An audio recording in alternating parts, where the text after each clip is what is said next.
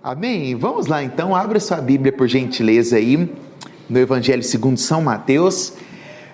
Nós vamos dar continuidade à nossa exposição do Sermão do Monte, né, que nós começamos na semana passada. E daremos continuidade, na verdade, à nossa introdução dessa exposição, né? Como eu disse para vocês na semana passada, a nossa introdução ela se baseia em 4 partes, né? Então, hoje é a segunda parte da introdução, depois nós teremos a terceira e a quarta parte nas semanas seguintes. Por que nós estamos fazendo dessa forma, né? E não já fomos direto ao capítulo 5, que é onde começa de fato o Sermão do Monte? Nós não fizemos isso porque nós precisamos entender de fato o contexto que estava envolvendo Jesus, os discípulos, as pessoas daquela localidade, para que então Jesus pudesse aplicar o seu ensinamento, que era o Sermão do Monte, né? Então, nós precisamos entender o contexto da época, precisamos entender quem foi o redator, né, deste sermão, quem foi que escreveu, porque entendendo quem foi o autor dessa obra, né, que é o livro de Mateus, fica muito mais claro nós compreendermos aquilo que está sendo descrito, então, a partir do capítulo 5, com o Sermão do Monte propriamente dito. E nós vimos então na semana passada, né, a primeira parte da introdução sobre autor e obra. Então nós vimos quem era, né, Mateus, e vimos o que é esta obra chamada de Evangelho segundo São Mateus. Essa foi a nossa primeira introdução. Hoje nós vamos, na verdade, fazer um panorama, né, um panorama do capítulo 1 e 2. Na semana que vem faremos um panorama do capítulo 3 e 4, e aí na outra semana nós faremos uma introdução ao Sermão do Monte, né? Finalizando toda a nossa introdução.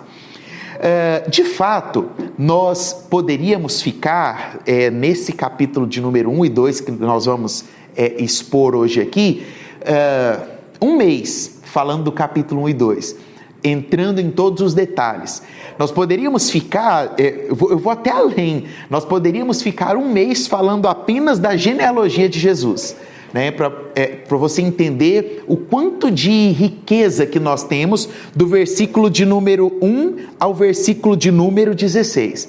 Entretanto, como esse não é o nosso foco, né? Como o nosso foco não é a exposição do livro de Mateus, mas sim do Sermão do Monte, eu farei esse panorama, hoje do capítulo 1 e 2 e semana que vem do capítulo 3 e 4. Tudo bem? De acordo?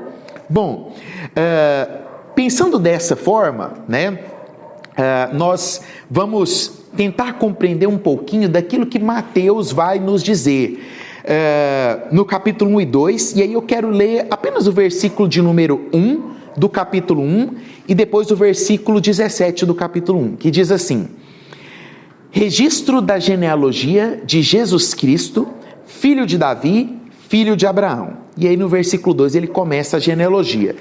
Ele termina a genealogia no versículo 16, e aí temos o versículo 17, que diz assim: assim, ao todo, houve 14 gerações de Abraão a Davi, 14 de Davi até o exílio na Babilônia e mais 14 do exílio até o Cristo. Nós podemos dividir esse capítulo de número 1 em 2 partes, certo? Seria, em primeiro lugar, a linhagem humana de Jesus, a linhagem humana do rei, e a segunda parte seria a linhagem divina do grande rei. Davi mais ou menos estabelece essas 2 divisões desse primeiro capítulo. Primeiro ele vai falar da linhagem humana, de um Jesus humano, e depois ele vai falar de um Jesus divino, certo? E aí dentro desse capítulo de número 1, Mateus ele vai fazer uma espécie de um novo Gênesis, que nós chamamos lá na língua grega do Biblos Gênesis, né? Ele vai fazer uma nova abertura, nesse caso aqui, em se tratando de uma abertura de um novo livro que seria o Novo Testamento.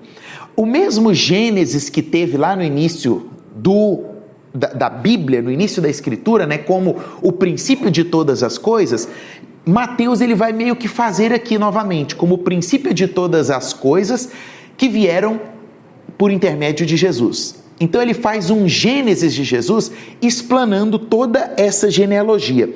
E a primeira coisa que ele faz é deixar muito claro que Jesus era o genuíno judeu, o judeu que veio através de Abraão e de Davi. A primeira coisa que ele coloca no versículo 1, né? Jesus, filho de Davi, filho de Abraão. Esse Jesus, ele tinha uma missão, e essa missão vem através do nome de Jesus, né?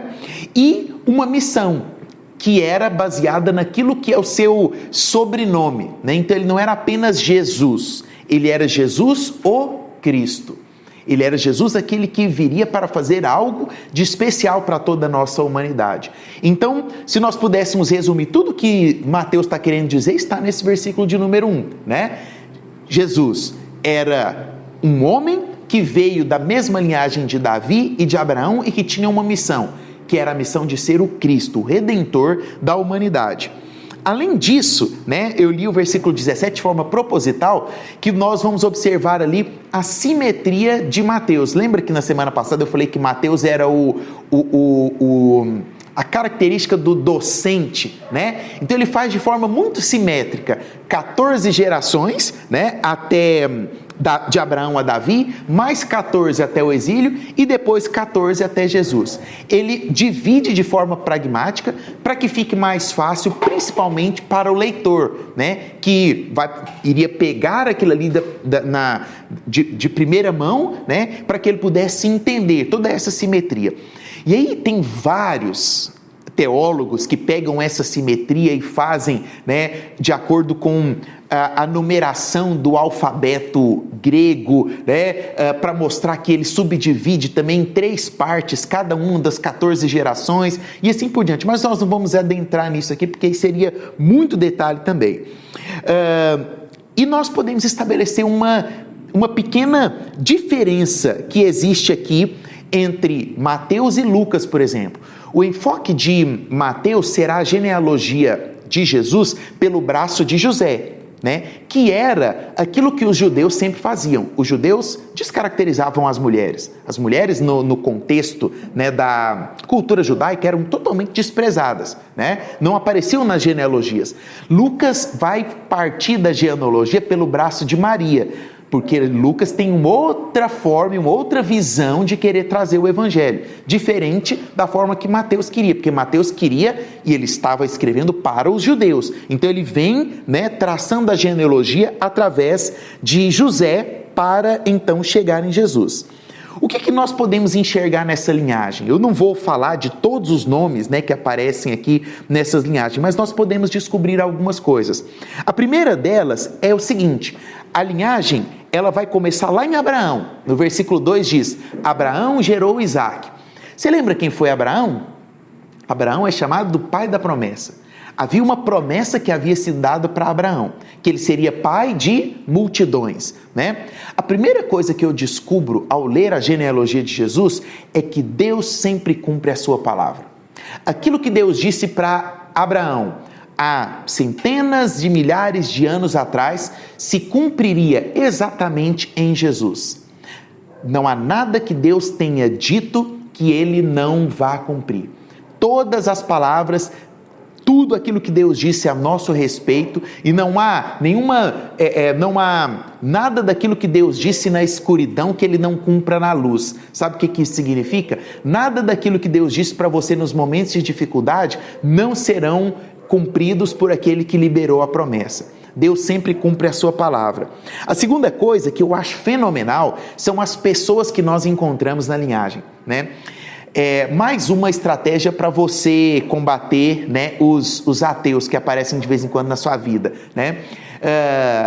Mas a Bíblia foi forjada, né? Primeira coisa que você vira para eles e fala assim: a linhagem de Jesus, você acha que foi forjada? Ele vai falar que foi porque ele nunca leu, né? Ninguém gosta de ler genealogia, né? E eu sei que todos nós já pulamos genealogia, principalmente quando a gente chega lá em Levítico, né? As genealogias de Levítico, então, né? Você dá... né? E fulano gerou ciclano e não sei o que, de repente você já perdeu, né? Aqui a genealogia de Jesus mesmo, você dá uma olhada assim. Eu lembro, nossa, isso tem muito tempo. Eu lembro uma vez que nós tínhamos ido para a igreja numa escola bíblica dominical de manhã, né? E aí cheguei em casa e meu pai estava lá na mesa, que tinha no escritório lá. E aí eu cheguei, ele estava lendo a Bíblia, ele tinha uma bíbliazona grandona dessas, que tem os apócrifos e tudo mais, né? Eu lembro que cheguei, ele estava lendo a Bíblia lá, né? Aí quando ele terminou e tal, ele chegou, sentou na sala, aí ele perguntou, como é que foi a escola bíblica? Ah, foi boa e tal. O senhor estava lendo a Bíblia? Estava. Mas eu escolhi um lugar ruim demais para começar, lá em Mateus, pai de não sei quem, e quando chegou na metade, eu tinha perdido já. Eu lembro direitinho dele contando isso. Mas existem coisas muito especiais aqui, e aí eu vou te mostrar, porque se você virar para o ateu e falar assim, você já leu a genealogia de Jesus? Ele vai falar, não. Aí você pode falar para ele, você sabia que tem prostituta na genealogia de Jesus? Você sabia, Raabe era uma prostituta, né? Você sabia, por exemplo, que tem idólatra na genealogia de Jesus? Salomão se corrompeu, Salomão no fim da sua vida virou um idólatra. Você sabia que tinha mentiroso na genealogia de Jesus? Tem Jacó, um grande mentiroso. Outra coisa, você sabia que tem homens assassinos na genealogia de Jesus? Roboão. Ele vai parar e vai pensar, você fala assim, se a Bíblia fosse um livro manipulado, você acha que o judeu teria colocado aquilo ali? Mas nunca teria colocado, feito para vir uma genealogia o quê? Bonita, o Filho de Deus, bonitinho. Mas não, na genealogia de Jesus, nós encontramos o que? Homens falhos, homens pecadores, homens que erraram, exatamente para que nós nunca venhamos esquecer de onde nós viemos. Esse é o motivo. A genealogia de Jesus é repleta de homens e mulheres, assim como eu e você, para que nós nunca venhamos esquecer de onde nós viemos. E quem é aquele que veio nos salvar. A terceira coisa que eu observo na genealogia de Jesus é uma quebra de paradigmas. É uma genealogia que vai citar um monte de mulheres. E principalmente citar, por exemplo, uma mulher como Raabe, que era uma prostituta. Vai citar, por exemplo, Ruth, que era uma mulher que não teria nenhum futuro, né, se não fosse a mão de Deus na vida dela. E quebrando totalmente e também citando a própria mãe de Jesus, Maria, um paradigma, quebrando um paradigma. Para o judeu, a mulher não tinha valor algum. Você quer a melhor forma de combater uma feminazi, né? Uma feminista de hoje em dia? É você perguntar para ela se ela já leu a Bíblia. Porque a Bíblia é o livro que mais apoia a mulher na sua essência. Até porque feminista não apoia a mulher, né? Feminista apoia a causa feminista, ela não está interessada em apoiar as mulheres. A Bíblia não, e a genealogia de Jesus, ela vem para quebrar esse paradigma, para dar um pedestal para mulheres, para colocar Maria, mãe de Jesus, no devido lugar. Isso é fantástico. E por último, o que eu encontro aqui na genealogia de Jesus? A graça de Deus. A graça, que mesmo na vida de homens totalmente depravados, que surgem nesta linhagem, né, nesta genealogia, a graça de Deus, ela sempre aparece. Ou seja, nós somos depravados? Sim, somos depravados, mas a graça de Jesus, ela acaba com a nossa depravação. E aí Mateus, ele sai da parte do Jesus humano para apresentar um Jesus divino, e isso é fantástico. A partir do versículo de número 18 até o versículo de número 24, Mateus agora ele faz uma transição. Ele apresentou um Jesus humano, ele deu ali toda a genealogia, mostrando, olha, esse homem tem descendência judaica, nós sabemos de onde ele veio e o que ele veio fazer. Agora, além de ser homem, eu vos apresento uma outra característica desse Jesus, que é o Jesus divino. O autor A.T. Robertson, ele tem uma frase que diz o seguinte, ele afirma da seguinte maneira: Mateus, ele passa a descrever não a gênese do céu e da terra, mas a gênese daquele que fez os céus e a terra. Então agora, ele não está simplesmente descrevendo uma genealogia normal, ele passa a descrever agora algo sobrenatural, que exige algo além de nós. A primeira exigência dessa, né, é que Mateus ele vai falar de um nascimento sobrenatural. Um nascimento sobrenatural, e é interessante que a gente pode fazer o contraponto aqui de Mateus na visão de José, e Lucas, que é a visão de Maria. Lucas, ele apresenta de uma forma assim, até porque, por que dá para entender isso? Você vai compreender. Mateus, ele está escrevendo para os judeus, então ele vai apresentar o contexto da visão de José, por conta da cultura que José vivia. Lucas, ele não foi um escritor, uma testemunha ocular. Lucas, ele escreveu o evangelho dele baseado naquilo que ele coletou de informações. E você sabe qual foi uma das maiores fontes de informação de Lucas? A própria Maria. Maria foi uma das pessoas que mais... Até porque eu estou preparando uma mensagem sobre canções. E eu vou usar 3 canções que estão lá em Lucas. Uma delas é o Magnificat, que é a canção que Maria compõe. Não tem outra hipótese de que Lucas não tenha sentado ali aos pés da cama de Maria, né? Talvez Maria já seus últimos dias, e ela, Lucas, escreve isso aqui, que foi a música que eu compus quando Jesus nasceu, né? Então há uma diferença, por isso que nós temos que ir a fundo, né? Em quem é o autor. Mateus, ele tem o enfoque de José, e aí tem um negócio muito interessante, sabe por quê? Porque Mateus, ele diz aqui, né, que no versículo 18, olha, foi assim o nascimento de Jesus Cristo. Maria, sua mãe, estava prometida em casamento a José. Sabe o que significava? Isso aqui era um noivado. Eles não tinham casado ainda. Eles estavam noivos, né? Não tinham tido relacionamento, né, de marido e mulher. Isso era a cultura judaica. Só que na cultura judaica era o seguinte: quando você estava prometido, ou seja, quando havia esse noivado aqui, era documental. Ou seja, eles estavam, em teoria, casados. No documento eles estavam casados. A noiva só não tinha ainda sido entregue ao noivo, por vários motivos. A preparação da festa, o período, a idade da noiva e assim por diante. Então, eles já estavam casados.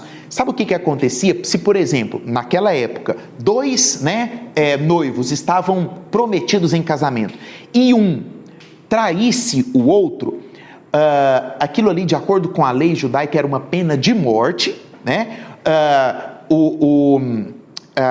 A pessoa que foi prejudicada, né, ela sairia ileso daquele relacionamento, podendo se comprometer com o outro, e aquele que fez a traição teria que pagar uma multa, ele seria escrachado pela sociedade, porque era a lei da época, estava prometida, certo? E aí, dentro desse aspecto, José descobre que Maria está grávida. Aí vamos, uma outra ferramenta, uma outra arma para você acabar com os argumentos dos ateus. Naquela época da igreja antiga, havia uma falácia muito grande de que não havia um nascimento virginal, né? Maria possivelmente teria engravidado com um relacionamento extraconjugal. Aí, esse é mais fácil de todos de se combater.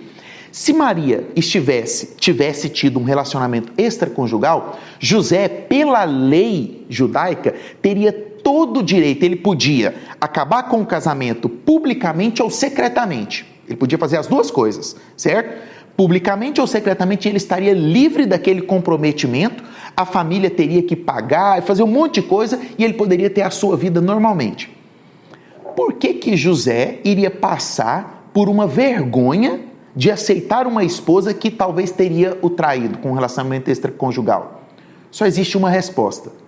José, no mínimo, teve uma visão de Deus que desceu no quarto dele e falou para ele: olha, aceita essa mulher porque o fruto dela é bendito. Do contrário, algum homem aqui aceitaria? Não, é da nossa essência. Pensa na essência judaica então, que era muito pior do que a nossa. Só havia uma forma de José aceitar isso, se fosse algo sobrenatural. Se não fosse, ele iria lá, assinava o documento, que era o que a Bíblia diz que ele estava pensando em fazer, né? Se você for ler, José estava secretamente pensando, né, em não contar para ninguém, mas acabar com o relacionamento, mas de repente algo acontece, né? Nós sabemos que o anjo aparece para ele e fala: olha, existe algo especial aqui. Acabando então com mais essa falácia de que o fruto do ventre de Maria não seria um fruto santo. Dessa forma, tanto a concepção quanto o nascimento virginal foram as bases inerentes da fé cristã da igreja do primeiro século. E devem continuar sendo a base da nossa fé. É por isso que o credo apostólico deve ser professado em nossa mente e em nosso coração. Creio em Deus Pai Todo-Poderoso, Criador do céu e da terra, e em Jesus Cristo, seu único Filho, em Jesus Cristo, seu Filho unigênito, que nasceu da Virgem Maria. Nós cremos nisso. Eu creio, né? O credo a igreja do primeiro século professava o credo porque ela acreditava naquilo que ela estava dizendo. Nós acreditamos no que nós estamos falando. Nós acreditamos que Jesus nasceu da Virgem Maria. Foi algo sobrenatural, foi algo divino. E aí, depois, né, de anunciar... só mais um detalhe que eu acho também fundamental para isso, né? Se nós pegarmos toda a história judaica, os escritos judaicos, tem até um pesquisador, que é o professor Herdunxen. Ele fez essa pesquisa dentro da cultura judaica, dentro da teologia daquela época, para pesquisar se havia algum indício de que algum Deus, em algum momento, poderia nascer de mulher. Nunca existiu isso. Até porque esse é o fato mais insólito e mais improvável que alguém poderia pensar nisso, né? O rei deixaria o seu trono e nasceria de uma mulher para salvar a humanidade? E mais, da forma que foi o seu nascimento, não teria possibilidade. Exatamente, né? Eu vou chegar ainda nesse ponto ainda, né? Na pobreza não haveria possibilidade. É por isso que nós cremos, porque nós cremos no improvável, nós cremos naquilo que é impossível, nós cremos naquilo que foi de fato divino. E aí o capítulo de número 1, ele vai terminar com essa anunciação, né, que o anjo faz para José, e o cumprimento dessa palavra que adentra-nos ao capítulo de número 2 com o nascimento de Jesus.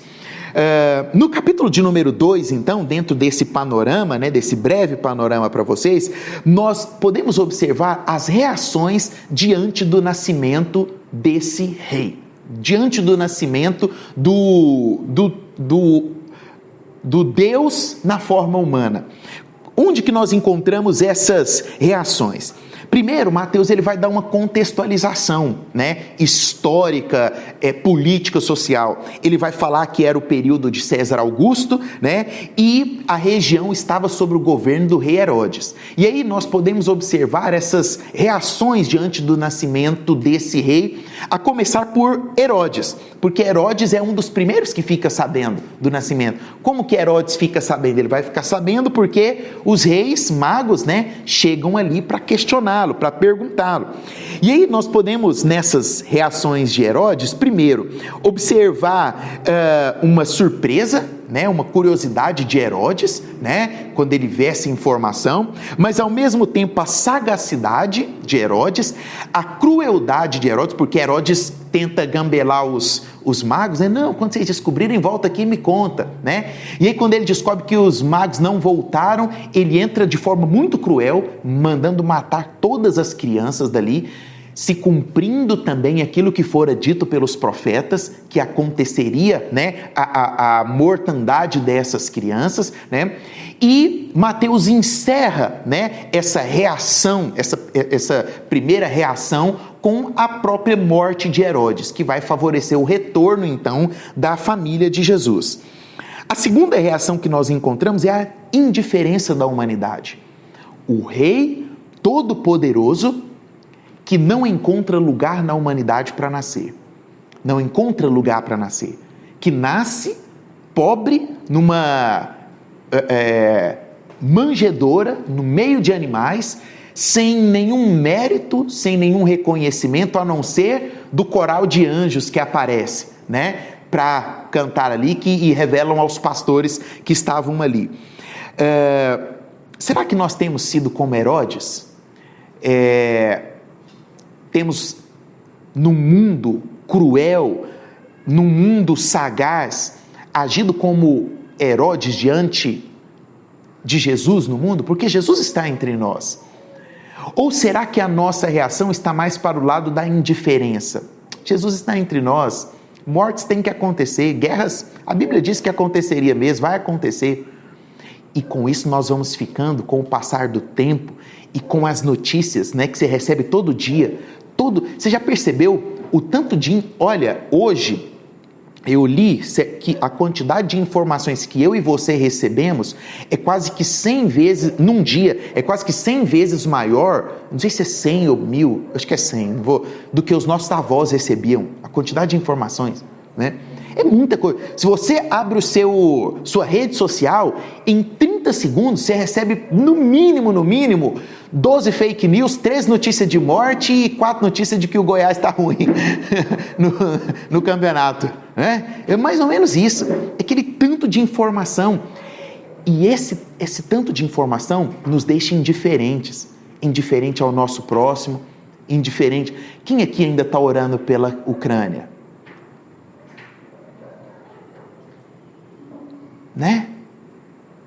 Nos primeiros dias foi aquele, nossa, guerra, e aí já teve gente, é o fim do mundo, porque a Bíblia fala que depois das pragas viria a guerra. Não é o fim do mundo, não. É uma prova para saber como anda seu coração. Tem criança precisando da sua oração na Ucrânia. E a gente já ficou indiferente, vê a notícia tá tendo a guerra ainda e tal. No máximo que a gente orou foi 2 dias só. E a indiferença, porque Jesus está lá no meio daquelas famílias, no meio daquelas crianças que ficaram órfãos de seus pais.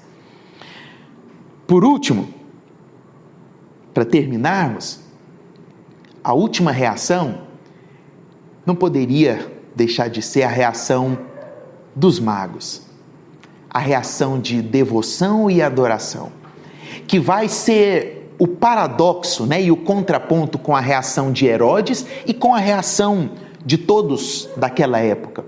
Qual foi a reação dos magos? Né? Em primeiro lugar, esses magos, eles eram sacerdotes persas, possivelmente de grande renome, com muita autoridade. A prova disso é porque eles chegaram e tiveram acesso direto ao rei Herodes. Então eles tinham poder, eles tinham conhecimento, eles eram homens intelectuais, capacitados, mas eles tinham algo além disso, que fica visível naquilo que eles fizeram. Eles eram homens estudiosos, sim, porque uma das ciências da época era a astrologia. E eles perceberam na astrologia deles que havia o quê? Uma estrela diferente. E de acordo com as leituras que eles já tinham lido e estudado na cultura, aquela estrela indicaria alguma coisa. Então eles juntam tudo e saem em direção àquela estrela. Eram homens inteligentes, sábios, estudiosos, ricos, capazes, com autoridade no país de onde eles estavam vindo, mas que tiveram algumas atitudes. Quais foram essas atitudes? A primeira delas, eles não mediram esforços para encontrar e adorar o Rei. Nós não podemos medir esforços para encontrar Jesus. E de vez em quando é difícil encontrar Jesus, porque de vez em quando nós estamos no meio de muita tribulação, muita ansiedade, muita coisa ao nosso redor acontecendo, problema na nossa família, problema aqui dentro, né? Eu e você passamos por problemas interiores. Sabe aquele problema que ninguém sabe, que só você sabe? Só você e Deus. Esse problema muitas vezes te impede de encontrar Jesus. Os problemas na nossa sociedade, às vezes a gente dá tanta bola para as discussões que são irrelevantes, né? A gente discute. Uma coisa que eu fiz foi parar de discutir em rede social e, né, é perca de tempo. Já viu aquele meme da menininha? Uma perca de tempo. É muito melhor gastar os meus esforços com os meus joelhos no chão do que perder esforços em rede social, né? Do que perder esforços com discussões vãs que não levam a nada. Esses homens aqui, esses magos, eles gastaram os esforços dele indo atrás da estrela. Gaste os seus esforços indo atrás da estrela. Gaste os seus esforços lendo a Bíblia, em oração. Você tem o caminho, você tem a luz. Não gaste seus esforços com outras coisas, não. Não entre em guerra que não é sua, não. Não entre em briga que não é sua, não. Essas coisas de rede social, de internet, só vem para isso, para tomar seu tempo. Segunda coisa que eu vejo nesses reis aqui, e aí ela se subdivide, né? Quando eles encontraram, né, aquela estrela, a primeira coisa que diz aqui, Mateus diz que eles se alegraram. A alegria enche o nosso coração, independente do momento que nós estamos passando. Quando você começa a buscar essa estrela, você começa a encontrar alegria de verdade, que é aquela alegria que mesmo diante dos fatos mais absurdos e piores que aconteçam no seu dia a dia, você olha para dentro de si e fala, meu coração está em paz. É a alegria que traz paz. E a Bíblia nos diz que a paz de Deus é a paz que excede todo entendimento. E aí você olha para a situação, aquele caos, aquela bagunça na sua vida, você não sabe como é que você vai fazer para resolver a situação, mas de repente você para e pensa, eu estou tranquilo, não dá para entender o porquê que eu tenho essa paz, é a paz que vem de Deus. Eles se alegraram nessa paz, eles adoraram então esse Deus. Adore a Deus todos os dias, cante uma canção todos os dias, dentro do seu quarto, dentro do seu carro, recite o credo apostólico, faça a lectio divina que nós ensinamos, uma oração baseada em salmos. Existem tantas formas de adorar a Deus. Olhe para o céu, sabe? Quando você escutar um passarinho cantando na rua, para ali 5 segundos, termina de escutar a canção dele e adore ao Senhor, porque aquilo ali é música para Deus. Sabe, quando você olhar as nuvens, esses dias teve um dia que eu falei, nossa, tanto que as nuvens estão bonitas, né? Aí você para, adora a Deus, porque foi Ele que fez. Se não tiver nuvens, se tiver só, adore a Deus, porque o céu está azulzinho, está bonito. Adore a Deus pelas árvores, pela chuva. A chuva, nós precisamos cantar aquela música pelo sol da manhã, pela chuva que cai sobre... Obrigado, obrigado, Jesus. Adore a Deus, agradeça a Deus. E por último, eles presentearam o rei. E aqui tem um detalhe muito legal, uma curiosidade e um detalhe interessante. Qual que é a curiosidade? Eram quantos reis magos? 3. A Bíblia não fala quantos eram. A Bíblia fala que eram 3 presentes.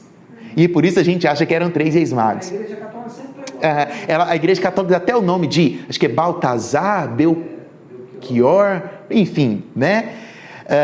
E aí ficou na tradição que eram 3 reis magos, mas na verdade eram 3 presentes. Possivelmente era uma comissão maior, né? Mas eles levaram 3 presentes. Quais eram esses presentes? Você lembra, né? Natal, tem muito tempo que o Natal passou. Ouro. O que era o ouro? O ouro naquela época do judeu era um presente destinado apenas para a realeza. Só se dava ouro de presente para um rei. Eles não juntaram as coisas que ele tinha e levaram, brilhou a estrela lá, gente, junta o negócio que tem aí, vamos achar o rei. Eles já tinham planos de fazer isso. E isso estava planejado. Olha, quando aparecer a estrela, uma das coisas que nós vamos levar é ouro. Por quê? Ouro se entrega para o rei. Segunda coisa, incenso. Incenso era destinado apenas a uma divindade. Utilizava o incenso apenas dentro do templo, porque aquilo ali atraía a divindade no céu. Então eles escolheram o incenso por quê? Porque eles sabiam que Jesus era rei, vamos levar ouro, e que ele é uma divindade, ele é filho de Deus. Então vamos levar incenso também. E por último, o que eles levaram? Você lembra? Mirra. Por que eles levaram mirra? Porque mirra era um presente. Era um presente que era dado para quem? Para quem estava preparando-se para a morte. Eles levaram mirra para Jesus, porque eles sabiam que Jesus nasceu sendo preparado para o que vai acontecer amanhã. Jesus nasceu preparado para a Sexta-feira Santa.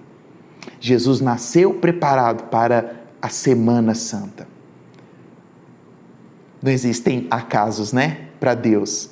Nós pulamos uma semana de folga para começar em abril, começamos semana passada e Deus colocou no encaixe perfeito da nossa véspera da Sexta-feira Santa, que é amanhã, para que nós viéssemos compreender que Jesus também recebeu a mirra, que era o presente dado para aquele que estava se preparando para a morte.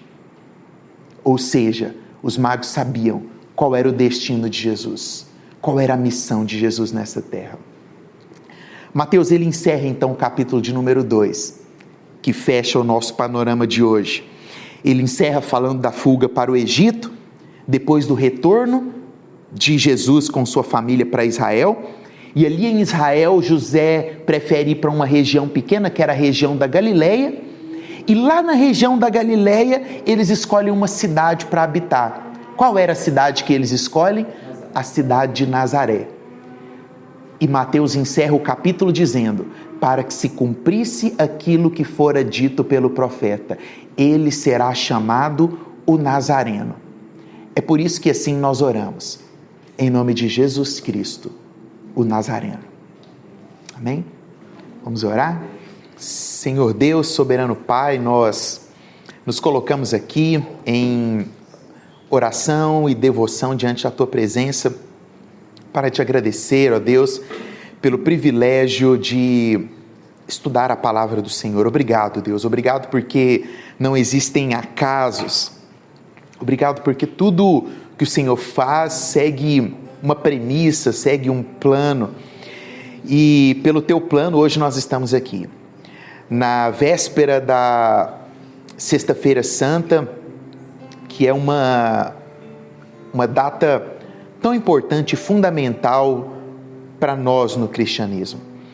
Nós acreditamos, ó Deus, na importância da última semana do Senhor, assim como na importância do nascimento do Senhor. E da mesma forma que aqueles magos, aqueles sábios homens encontraram Jesus, se alegraram, o adoraram e o presentearam. Nós sabemos que nós não temos nada, Senhor, para te oferecer nessa noite, que não seja a nossa vida e o nosso coração. Por isso te entregamos, ó Deus, o nosso ser, o nosso viver, as nossas atitudes, ó Deus, os nossos planos, os nossos projetos. Te entregamos a nossa vida, ó Deus, que o Senhor sabe muito bem como está. O Senhor sabe muito bem o que temos passado, o que temos enfrentado, as dores do nosso coração, as angústias, ó Deus, que apertam e muitas vezes fazem as lágrimas escorrerem dos nossos olhos. Mas ao mesmo tempo nós sabemos que podemos entregar a nossa vida ao Senhor, porque nenhuma das nossas tribulações e das nossas provações fogem ao Teu controle, Jesus. Assim como a morte de cruz não fugiu ao controle do Pai Celeste. Tudo já estava predestinado e o ouro que foi entregue como símbolo da realeza, o incenso que foi entregue como símbolo da divindade e a mirra que foi entregue como símbolo daquilo que estava por vir na vida de Jesus. E a mirra não era um sinal de tristeza ao ser entregue nas mãos de Maria e José, mas era um sinal de que havia um propósito com aquela morte. Que amanhã, ó Deus, ao celebrarmos e refletirmos na Sexta-feira da Paixão, que é a Sexta-feira Santa, nós possamos, no fundo do nosso coração, entender o motivo pelo qual esse presente que foi a mirra foi entregue aos pais de Jesus. E que nós possamos valorizar isso, valorizar a morte vicária, a morte tenebrosa de Jesus ali, de braços abertos, na cruz do Calvário. Obrigado, Senhor, pelo Teu sacrifício. Por isso nós Te entregamos a nossa vida como oferta de amor e sacrifício. Entregamos, ó Deus, os nossos sonhos, nossos planos, o desejo, ó Deus, que há em nosso coração de viver a plenitude do Senhor aqui nessa terra. Receba, Pai, nossa vida e o nosso ser. Assim nós oramos, em nome de Cristo Jesus, o Nazareno. Amém, amém e amém. Deus te abençoe em nome de Jesus.